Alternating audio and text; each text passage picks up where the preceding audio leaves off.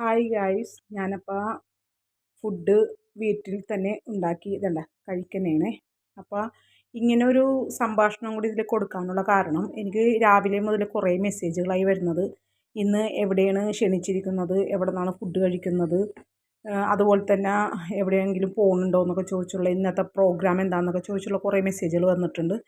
അപ്പോൾ എന്നെ ക്ഷണിച്ചിട്ടുണ്ടായിരുന്നു. അപ്പോൾ ക്ഷണിച്ചപ്പോൾ ഞാൻ അവിടെ അവരോട് ചോദിച്ചത്, നിങ്ങളവിടെയുള്ള ഭക്ഷണം എന്താണെന്ന് ചോദിച്ചപ്പോൾ പറഞ്ഞു പോർക്ക്, ബിന്ദാല, അതുപോലെ തന്നെ ബിയർ, അതൊന്നും നമുക്ക് പറ്റിയ പരിപാടിയല്ല. അപ്പോൾ ഞാൻ ഇന്നെവിടെയും പുറത്തൊന്നും പോകുന്നില്ല, വീട്ടിൽ തന്നെയാണ് ഇരിക്കുന്നത്.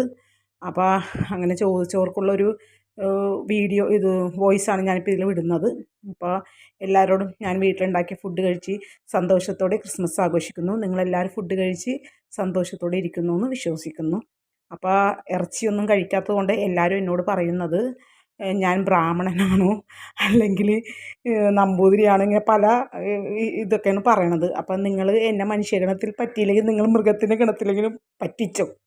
അപ്പോൾ എനിക്ക് പറയാനുള്ളത്, എനിക്ക് എൻ്റെ രീതിയിൽ ജീവിച്ചാൽ എനിക്ക് ആ രീതിയിലേ മുമ്പോട്ട് പോകാൻ പറ്റുള്ളൂ, ആ സിസ്റ്റത്തിലേ ഞാൻ പോകുള്ളൂ. അപ്പോൾ ആഘോഷിക്കുന്നവർ ബിയർ കുടിച്ചോ, പോത്തിറച്ചിന്നോ പോർക്കിറച്ചിന്നോട്ടൊക്കെ ആഘോഷിച്ചോട്ടെ, അതിലൊന്നും ഞാൻ കുറ്റം പറയുന്നില്ല. അപ്പോൾ ഇന്ന് ഞാൻ വീട്ടിൽ തന്നെ ഉണ്ടാവും. അപ്പോൾ എല്ലാവർക്കും ഒരിക്കൽ കൂടി ഹാപ്പി ക്രിസ്മസ്.